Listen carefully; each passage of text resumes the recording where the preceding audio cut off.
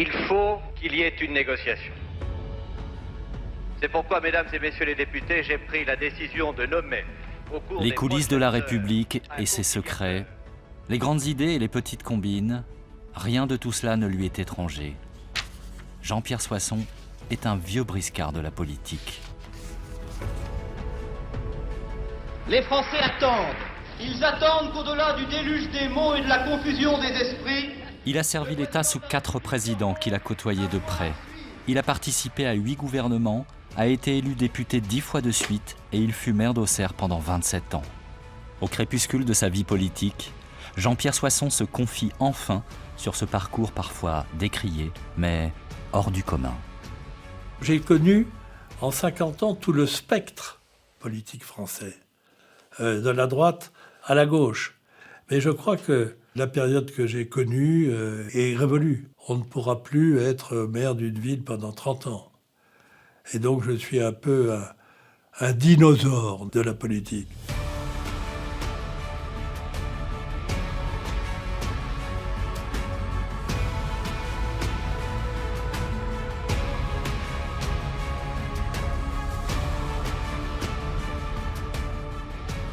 Ce qui caractérise Jean-Pierre Soisson, c'est d'avoir été l'un des tout premiers à passer de la droite à la gauche.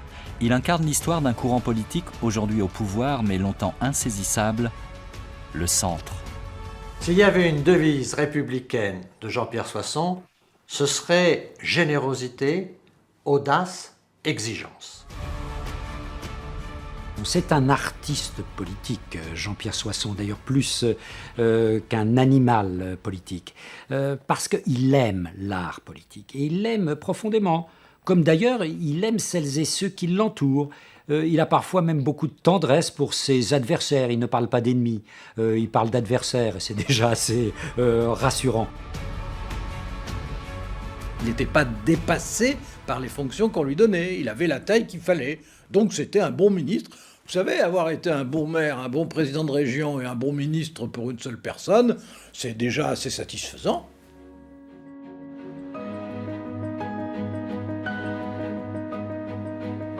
La famille Soisson est installée à Auxerre depuis toujours.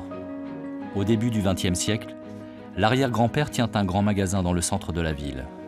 Les Auxerrois commencent à aller chez Soisson pour y découvrir le dernier chic parisien. Bien connus de la bourgeoisie auxerroise, les Soissons sont déjà des notables. Mon grand-père a été un des chefs d'entreprise modèle en 1936 sous le Front populaire. Il avait créé un comité d'entreprise. Il s'est occupé du logement de tous ses ouvriers. Et mon père a été président de la Chambre de commerce, a construit l'aérodrome d'Auxerre, a développé le port d'Auxerre, si bien que je suis dans une longue continuité d'Auxerrois au service de tous. Jean-Pierre, lui, naît en 1934 à Auxerre. Bourguignon par son père, les accents du sud de sa mère ne seront pas sans influence.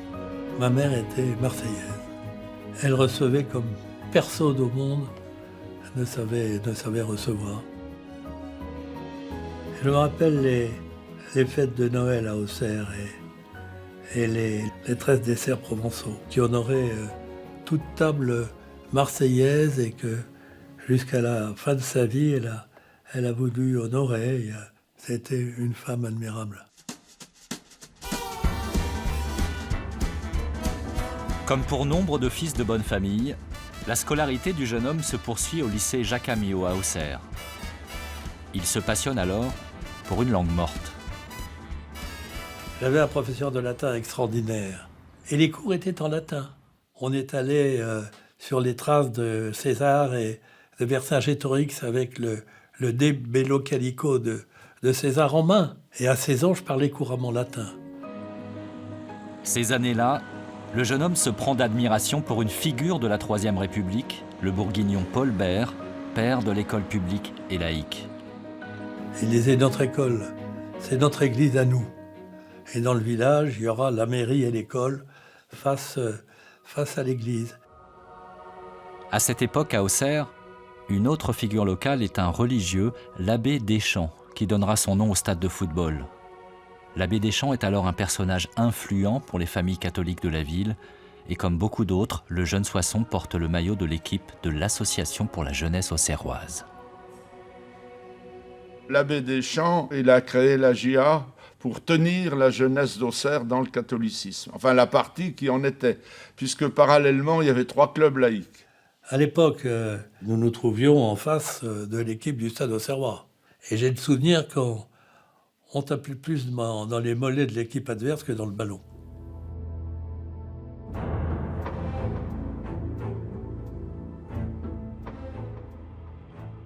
Au milieu des années 50, la France est engagée dans ce qui ne s'appelle pas encore la guerre d'Algérie. Comme beaucoup d'appelés de son âge, le jeune homme doit partir. J'ai choisi de partir en Algérie et j'ai choisi le 3e régiment de chasseurs d'Afrique, commandé par le colonel Argout. C'était un polytechnicien qui avait fait l'Indochine. Et quand je suis arrivé, un dialogue étonnant. De toute façon, vous désapprouvez ce que l'armée fait en Algérie? Oui, mon colonel. Le chef de Harka vient de mourir. Est-ce que vous acceptez de le remplacer? Oui, mon colonel.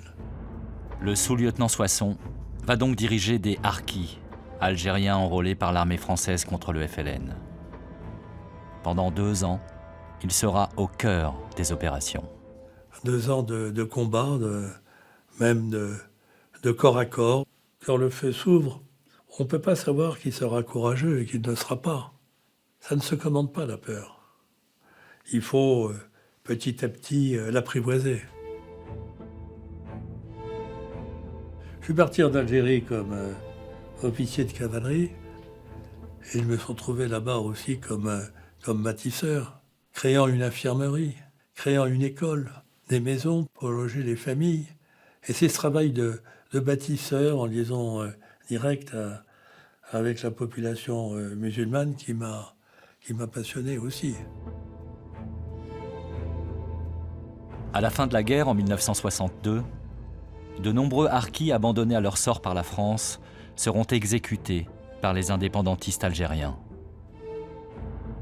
Je suis à l'origine d'un certain nombre de lois qui ont amélioré leurs conditions, mais je ressens comme une blessure le fait que la France ait abandonné des hommes qui avaient tout quitté pour la rejoindre, qui s'étaient battus pour elle, et on les a laissés tomber en 62, en les exposant à la torture et à la mort. Je te dis, l'Algérie est une des choses les plus fortes que j'ai vécues, et une blessure secrète.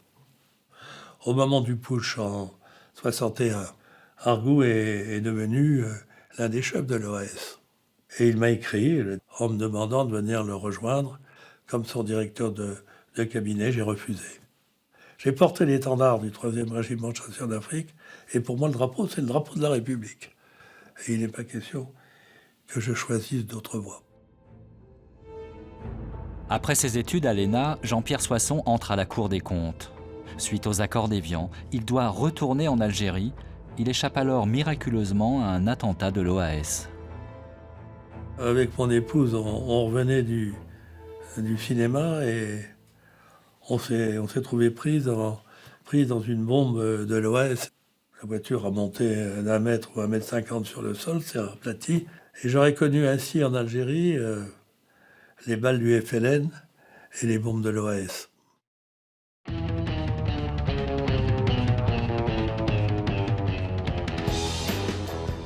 Georges Pompidou est Premier ministre. La France est en pleine décolonisation.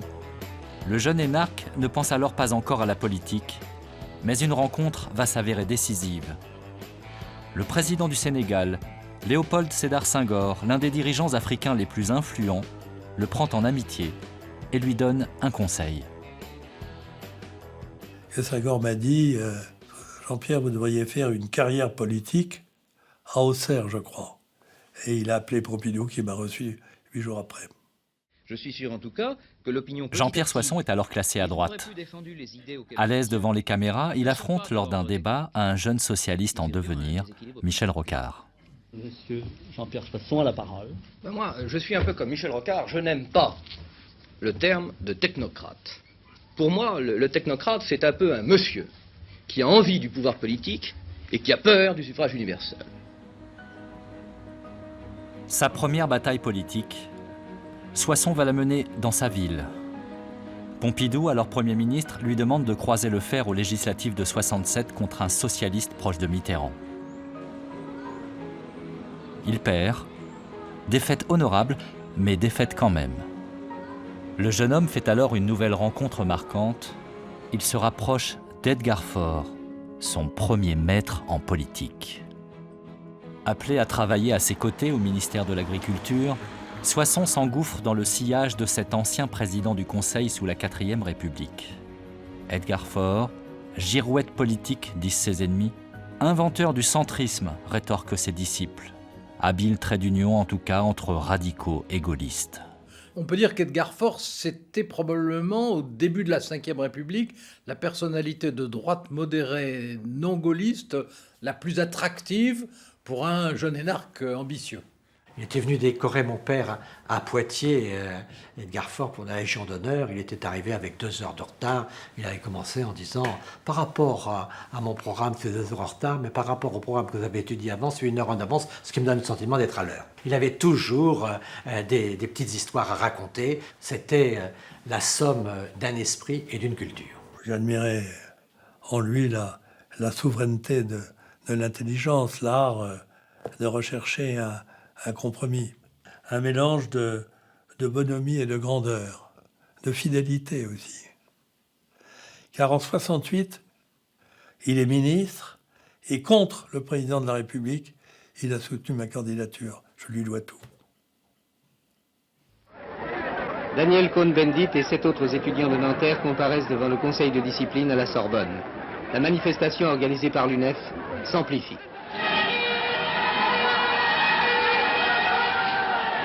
C'est l'affrontement. La manifestation fera 600 blessés. Il y aura 422 arrestations. Lorsqu'éclate la révolte de mai 68, Jean-Pierre Soissons a 33 ans. Il se retrouve au cœur des événements. Pour calmer la rue, De Gaulle et Pompidou nomment en urgence Edgar Faure au ministère de l'Éducation. Soissons le suit.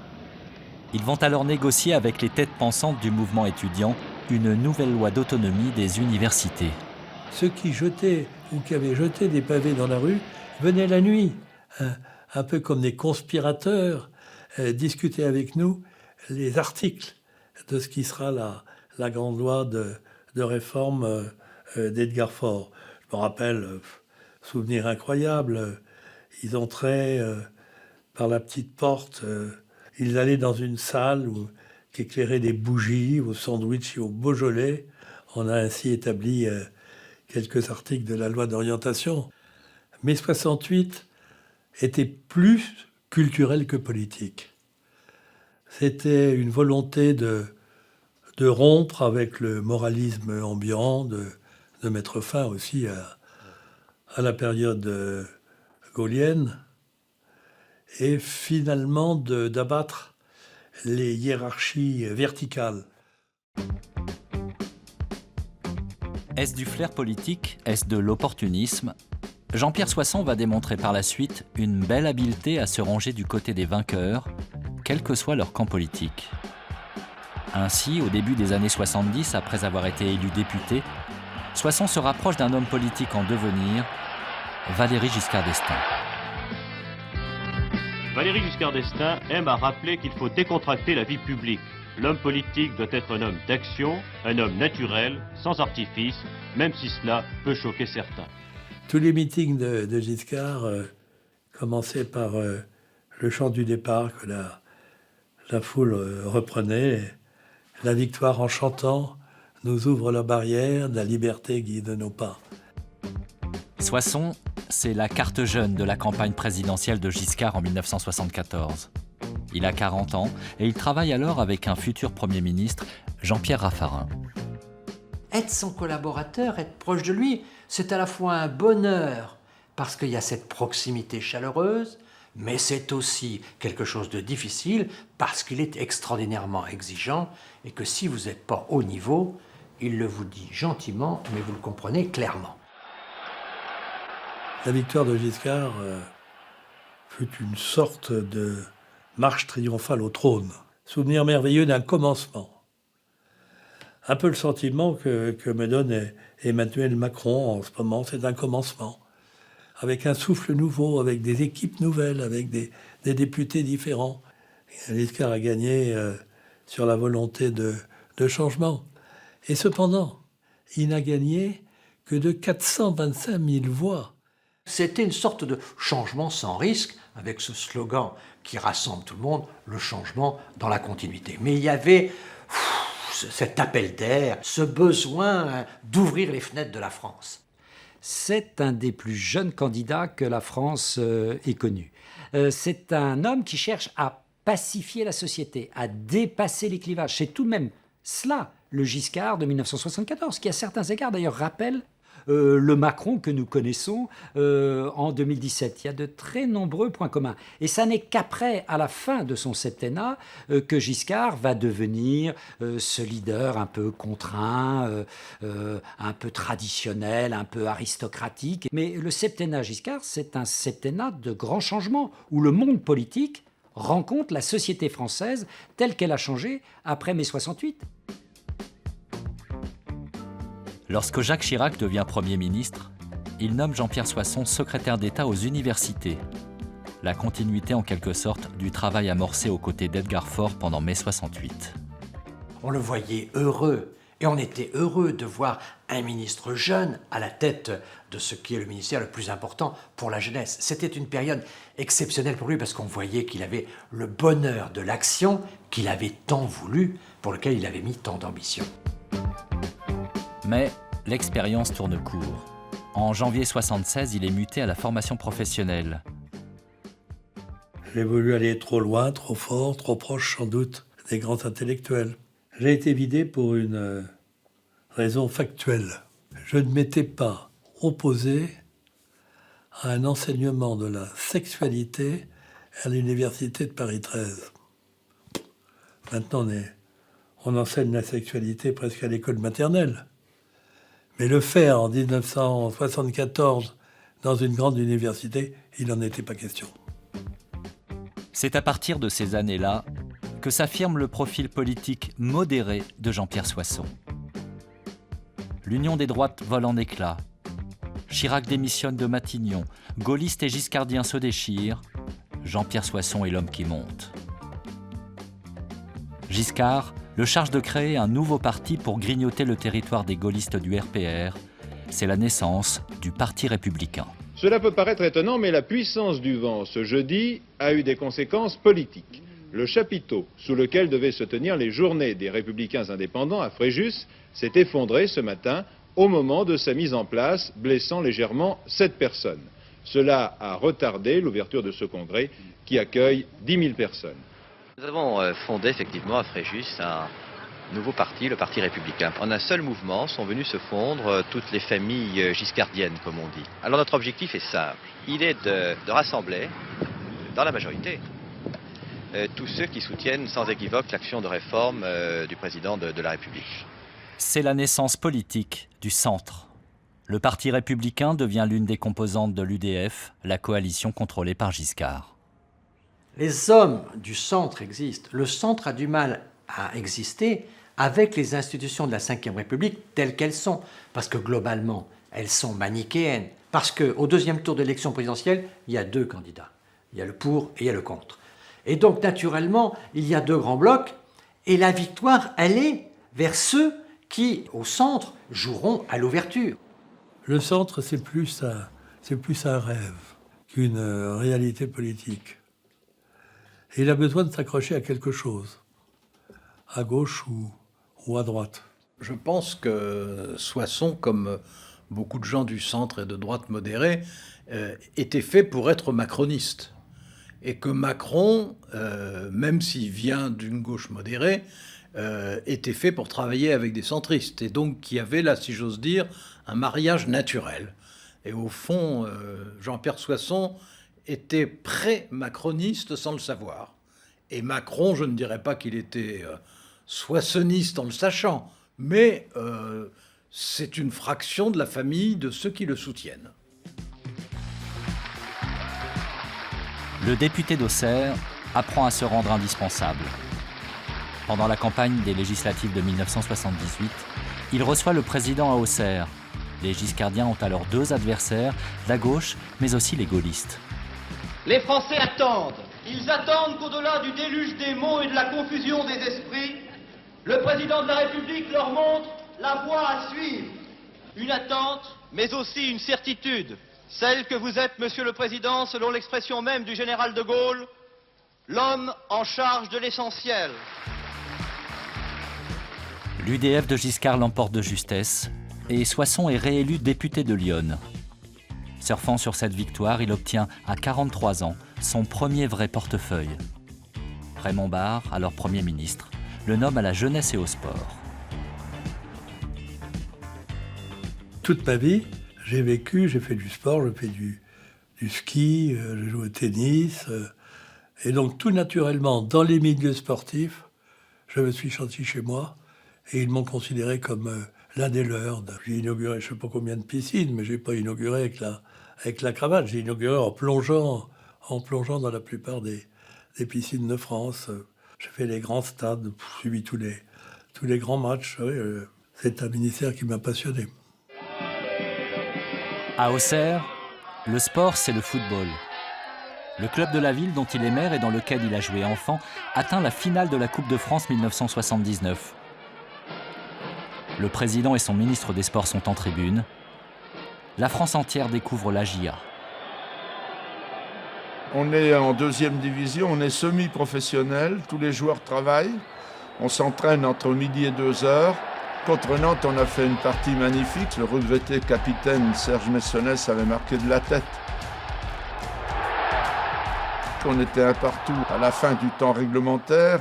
La prolongation a commencé par une erreur d'arbitrale manifeste. On a pris un but, puis après on s'est écroulé, on a pris 4-1.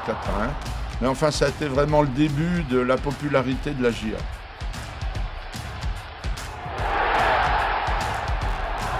Pendant le match, je m'anime. Giscard me dit, mais vous êtes ici le ministre des Sports. Vous n'êtes pas le maire d'Auxerre. Je lui ai répondu, Monsieur le Président, si sur le terrain, c'était votre équipe de Chamalières qui jouait, eh bien vous auriez dans les tribunes la même attitude que moi. Et il n'a rien dit. Ces années-là, la crise économique et le chômage s'installent. Figure marquante du septennat Giscard, Raymond Barre ne vient pas du sérail politique.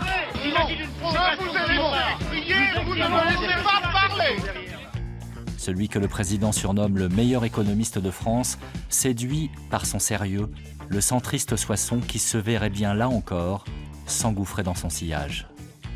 Raymond Barre a été un fantastique Premier ministre, avec un programme qui est exactement celui aujourd'hui du gouvernement Macron. La réduction de la dépense publique, donner plus de liberté aux chefs d'entreprise pour embaucher. La recherche d'un équilibre des échanges extérieurs. Et il a tenu ce programme contre tous. Raymond Barre n'est pas à l'aise à l'Assemblée nationale. Raymond Barre ne va pas aller sur les marchés serrer des mains. Il n'aime pas ça. Et s'il le fait, c'est malgré lui. Et à ce moment-là, il le fait mal. Il aurait été, je crois, un très grand président de la République. Il n'était pas un bon candidat. 1980, le pape Jean-Paul II vient pour la première fois en France. La République laïque lui déroule le tapis rouge. Et pour Jean-Pierre Soissons, c'est un grand souvenir de sa vie de chrétien. Et là, j'ai eu la chance, pour un chrétien comme moi, de recevoir la communion des mains du pape. Le lendemain, réception à l'Élysée. Et sous la pluie, je faisais la queue avec Georges Marchais pour gagner l'entrée de l'Élysée. Georges Marchais me demande comment dois-je l'appeler. Et je lui ai répondu « Saint-Père » ou « Très Saint-Père ». Il me dit « Je ne peux pas dire ça ». Mais je lui dis « Mais pourquoi vous êtes là ?» Parce que la Pologne est un pays communiste. Voici Georges Marchais qui échange quelques mots avec le pape. On ne sait pas bien sûr ce qu'ils se sont dit, car il n'y avait pas de micro ce matin dans les salons de l'Élysée. J'ai eu la chance, la deuxième chance de la visite du pape, d'avoir une conversation dans une embrasure de fenêtre avec lui, avec Jean-Paul II. Il me regarde dans les yeux et il me dit « Vous êtes ministre de la Jeunesse. Il faut fournir un emploi aux jeunes. Donnez-leur des pelles et des pioches pour construire des autoroutes. » J'ai compris ce jour-là que la Pologne était vraiment un pays communiste.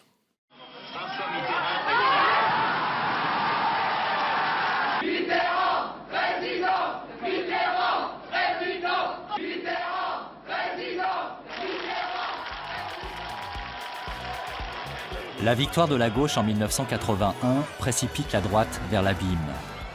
La carrière politique de Jean-Pierre Soisson va prendre une nouvelle tournure. Mais 81, c'est avec 1968, un des deux grands chocs dans l'histoire de la Ve République, avant le troisième qui sera Macron. Ça fait quand même 23 ans que la gauche est dans l'opposition. Donc c'est un choc incroyable. Et pour les gens comme Jean-Pierre Soisson, c'est aussi un gros choc parce qu'ils peuvent se demander s'ils ont choisi le bon camp, pour combien de temps la gauche s'installe au pouvoir, et ils se retrouvent dans l'opposition. Il a soutenu Giscard, c'est Mitterrand qui a gagné, les lendemains de défaite sont cruels. Jean-Pierre Soisson mise sur un nouveau cheval, Raymond Barre, l'ancien Premier ministre de Giscard. Je suis allé en rendre compte à Giscard lui-même, où j'ai été reçu par son principal collaborateur, Jean Cerizet, qui m'a tenu le propos suivant. « Jean-Pierre, si tu veux retourner à Auxerre, être maire d'Auxerre, libre à toi. Si tu veux continuer à jouer un rôle national, rappelle-toi, tu appartiens à Giscard, tu appartiens à la maison du roi. » Soisson rejoint l'équipe barriste. Ce choix va s'avérer décisif. Après la victoire de la droite aux législatives de 1986, lorsque le président Mitterrand affrontera pendant la cohabitation une situation difficile en Nouvelle-Calédonie, il cherchera des soutiens dans son opposition modérée. Jean-Pierre Soisson sera ce passeur. Raymond Barre partage l'avis de François Mitterrand dans sa volonté de recherche d'une paix entre les deux communautés. Ce n'est pas du tout la politique de Bernard Pons. Et c'est les contacts au sujet de la Calédonie avec le secrétaire général de l'Élysée, Jean-Louis Bianco, qui m'ont progressivement rapproché de l'équipe de l'Élysée. À l'approche de la présidentielle de 1988, François Mitterrand cherche de nouveaux alliés au centre. L'ouverture, c'est le nom que prend sa nouvelle stratégie. Cela implique de débaucher des centristes qui étaient traditionnellement dans le camp de la droite. Il fait alors des propositions précises à Jean-Pierre Soisson, ici, dans son bureau de la mairie d'Auxerre.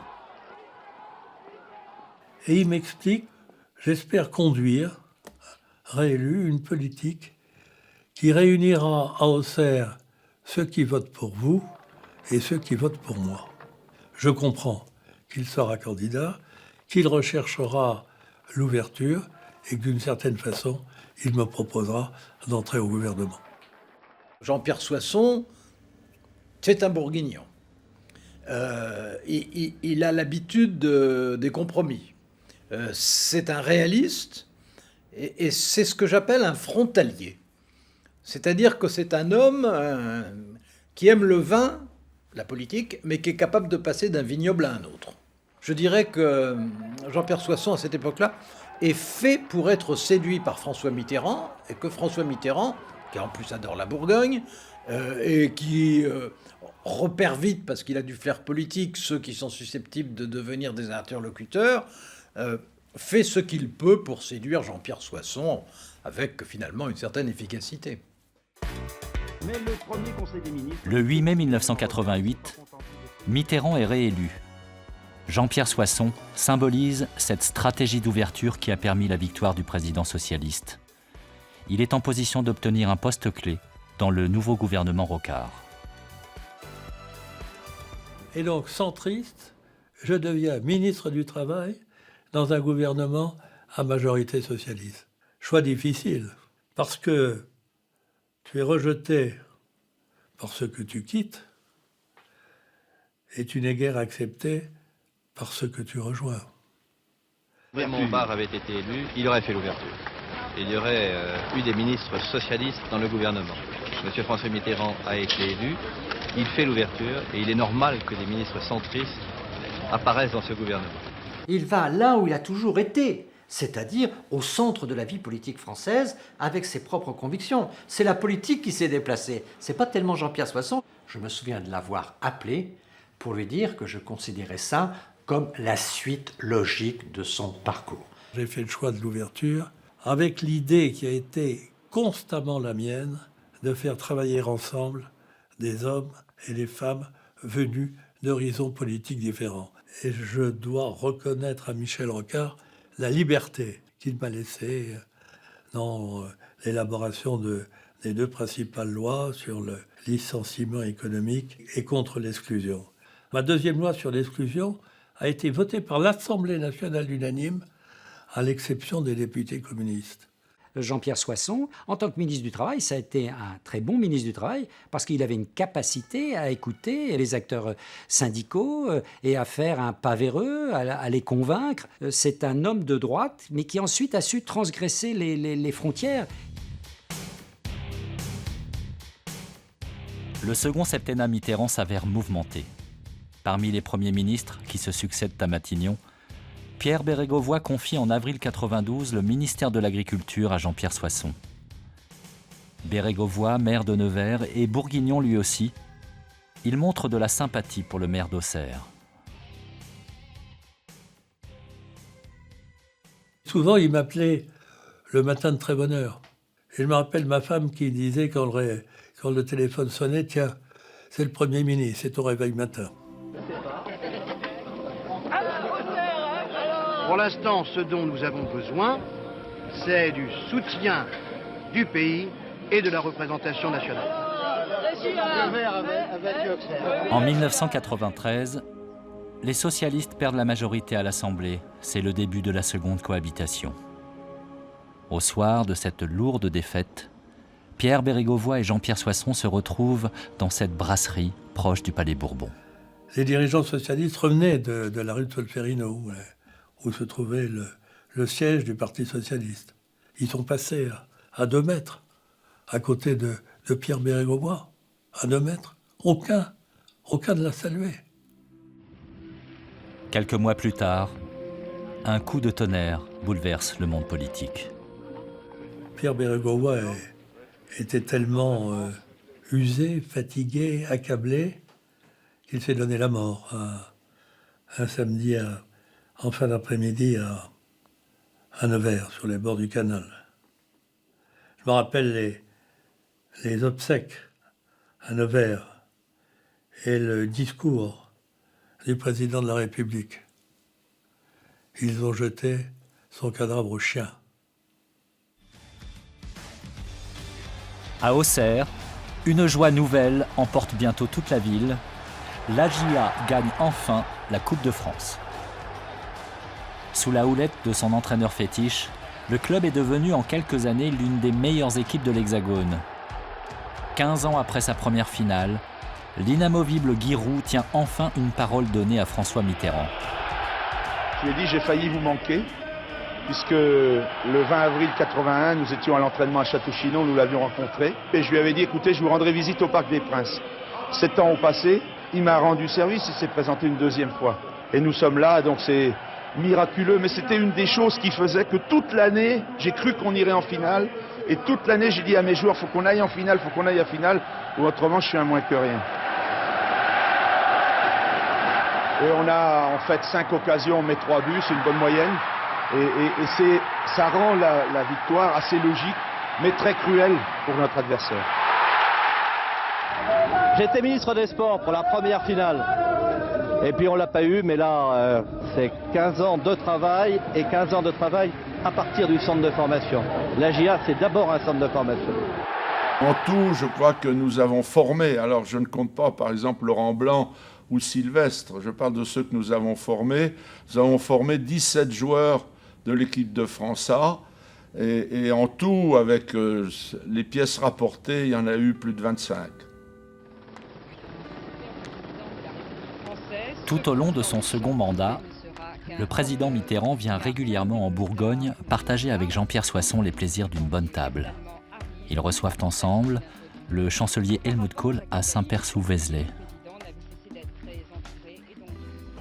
Quand il y a eu la grande visite de Helmut Kohl à Vézelay avec François Mitterrand, Jean-Pierre était là, présent, et avait fait tous les préparatifs avant pour recevoir les deux présidents. C'est un homme qui est proche des cuisiniers et qui a un goût, je dirais, presque exacerbé pour les plats rustiques. Et en cela, il se rapprochait assez du goût de Mitterrand, d'ailleurs. François Mitterrand est un homme de la terre.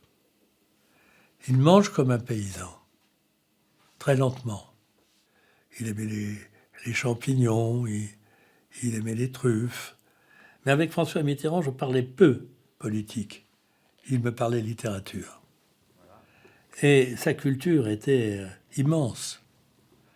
Mais c'était au fond celle d'un jeune bourgeois de province, catholique comme je l'étais. Et donc ses références étaient Mauriac, Bernanos. Mais nous avions une différence. Il avait une passion pour sa jeune Perse, alors que je préférais René Char. Et j'ai toujours pensé que ses discours s'inspiraient de la scansion des vers de sa jeune Perse. Fin 1995, François Mitterrand, qui vient de quitter l'Élysée, est de plus en plus malade. Les deux hommes ne se reverront plus. Pour les fêtes de Noël, je me rendais à Luxor.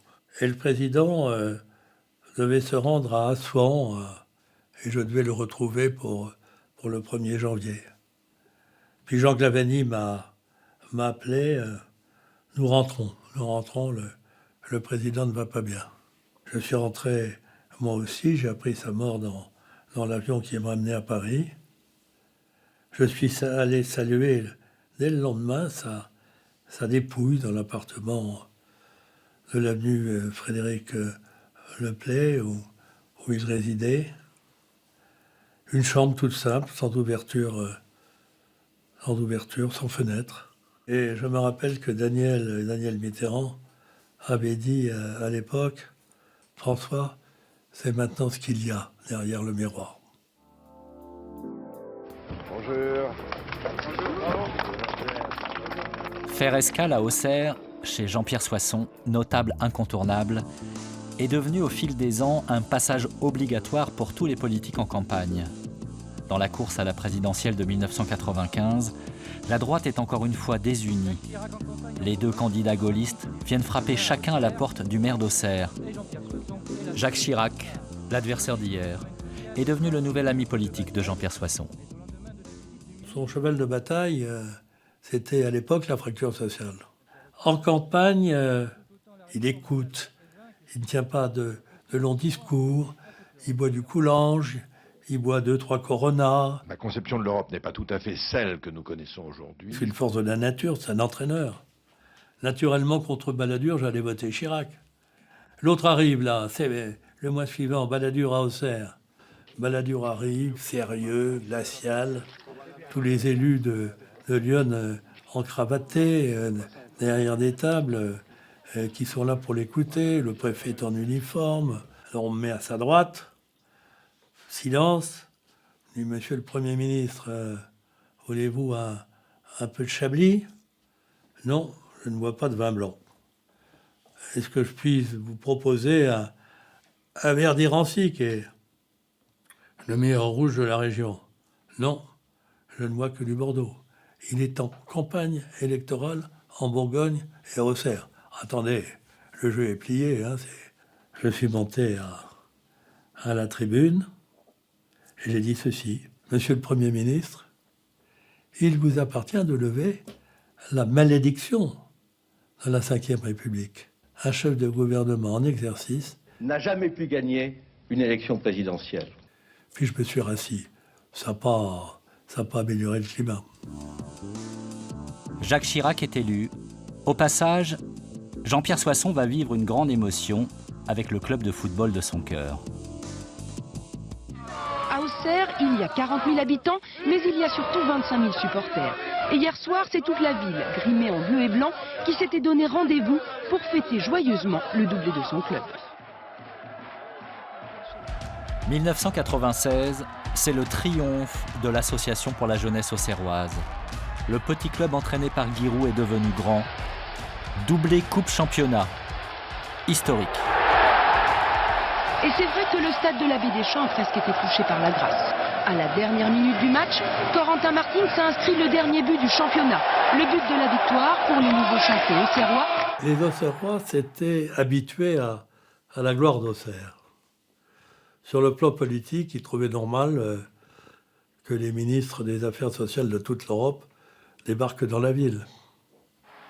Et sur le plan sportif, ils trouvaient normal que Auxerre joue contre Arsenal, Dortmund, l'Ajax d'Amsterdam. Ils disaient, tiens, on reçoit l'Ajax la semaine prochaine, comme j'irais prendre un café chez le bistrot du coin. Et maintenant que l'épopée, d'une certaine manière, est terminée, eh bien, ils s'aperçoivent du chemin qui avait été celui de Giroud et des sommets auxquels il avait entraîné la GIA. C'est l'heure de gloire d'Auxerre et c'est tout un symbole, celui d'une période auxerroise où football et politique étaient au sommet. Giroud, c'est un personnage étonnant. Il a lu les mythologies africaines. Et il a vis-à-vis de l'équipe une attitude très particulière. Il ne veut pas être aimé. Au contraire, il veut que lorsque ses joueurs entrent sur le terrain, il le détestent. Et donc il les amène à un état de tension qui les conduit à produire le meilleur d'eux-mêmes. C'est tout à fait étonnant. J'étais un aiguillon pour lui. J'ai dû beaucoup le gêner, mais à 6 mois de l'élection, c'était terminé. C'était neutralité totale en façade et soutien personnel par derrière. Je peux quand même vous avouer que dans la première campagne électorale en 67, eh bien, j'ai passé quelques nuits à coller des affiches dans la Puisaye. Et en 68, qui a été la deuxième phase, la vague bleue où il a gagné. La montée du Front National n'épargne pas la Bourgogne. En 1992, Jean-Pierre Soisson est devenu président de la région avec l'appui des voix du parti de Jean-Marie Le Pen. Une première dans l'Hexagone, l'affaire crée une controverse nationale. J'ai été 2 fois élu président du Conseil régional de Bourgogne. Une fois avec une majorité de gauche, en 92, et une fois avec une majorité de droite, en 98, et poursuivre la même politique, la mienne.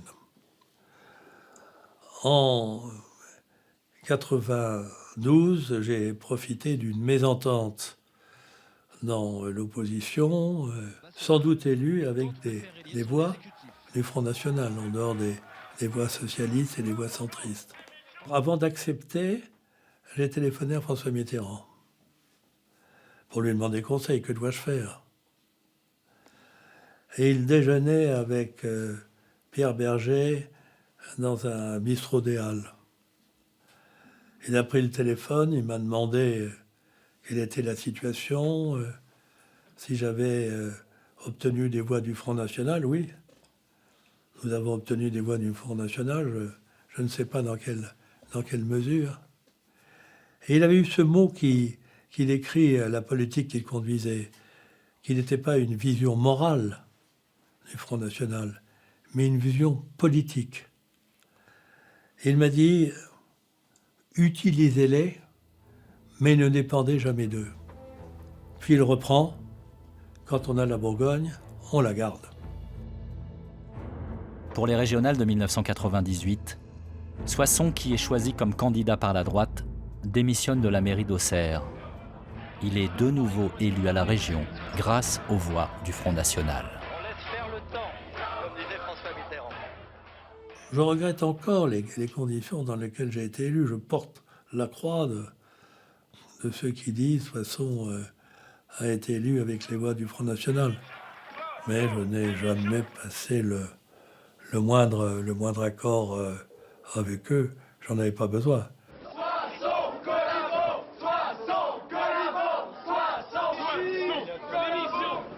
La double controverse au sujet du Front National poursuivra encore longtemps l'enfant de Paul Bert et de l'abbé Deschamps. comme ici, lors d'une séance de dédicace de l'un de ses ouvrages.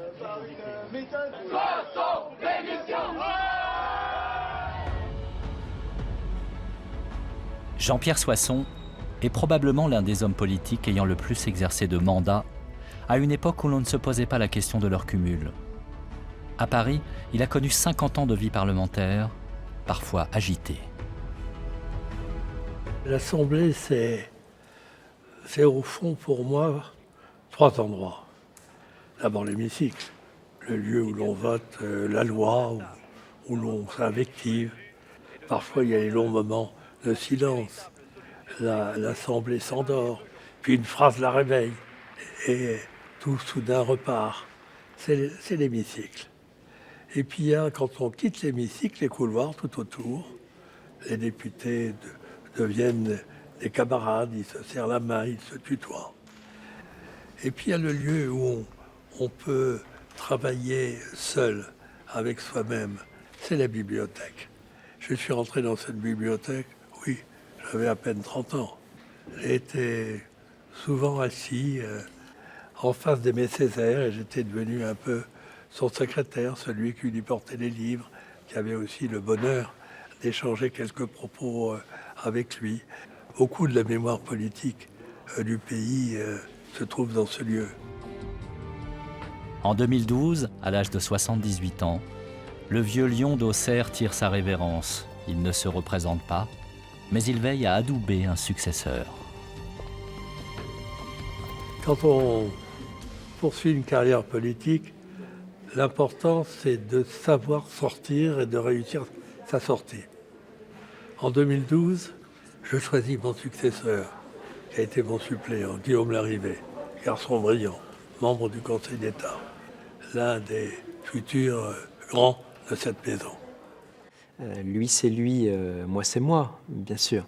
Nous sommes différents, mais c'est une chance formidable que de pouvoir aujourd'hui lui parler, échanger. Il a toujours un regard extrêmement affûté sur la France d'aujourd'hui. On parle beaucoup, par exemple, ensemble d'Emmanuel Macron ces temps-ci, pour comprendre ce qui se passe, ce qui se joue. Un député est l'assistante sociale de sa circonscription. Chacun est venu me voir pour me confier, semaine après semaine, ses secrets, ses difficultés. Et ça, quand je suis parti, j'ai tout détruit, tous les documents qui m'avaient été remis par les uns et les autres en 50 ans de mandat politique. Ça les regardait, ça me regardait, ça ne regardait personne d'autre.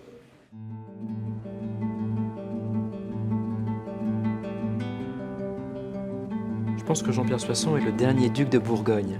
Il est la dernière personnalité à avoir à ce point incarné dans sa chair, dans son cœur, dans sa vie, notre région de Bourgogne.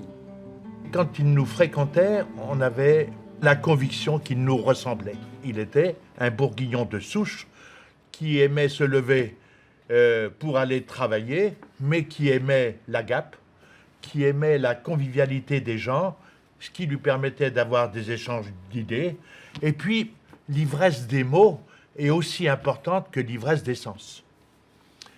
Et je trouve que ça, c'est bien notre tempérament de bourguignon, un petit peu frondeur de temps en temps, pour pas dire beaucoup, mais c'est notre caractère, c'est ce qui nous donne un sentiment de liberté. La Bourgogne, les villages bourguignons, les villages du vignoble, pour moi, c'est un peu le contraire de Paris, de l'embrouillamini politique parisien. Ce sont des lieux de ressourcement, où l'on respire mieux, et d'une certaine façon, on peut approcher Dieu. Les services rendus, les liens politiques et les amitiés sincères. Quand un homme politique bourguignon tire sa révérence, la plus belle des récompenses est peut-être celle offerte à Jean-Pierre Soisson par son ami Alain Geoffroy, vigneron. Alors j'ai toujours peur du cadeau que tu peux recevoir. Il ne va pas m'offrir un vase de Soisson. Et il m'a offert, en réalité, une vigne. Un art de vigne. J'ai pleuré. C'est le plus beau cadeau que j'ai jamais reçu. Et ma petite vigne se trouve pas très loin d'un rendez-vous de chasse où mon grand-père avait l'habitude de se rendre pour casser la croûte à midi. C'est la cabane à Soissons dans la région. Et je me suis dit, on va appeler ma vigne la cabane à Soissons. Alain Geoffroy, à la fin de l'année, m'apporte 60 bouteilles qui sont vendues comme propriétaire de la cabane à Soissons.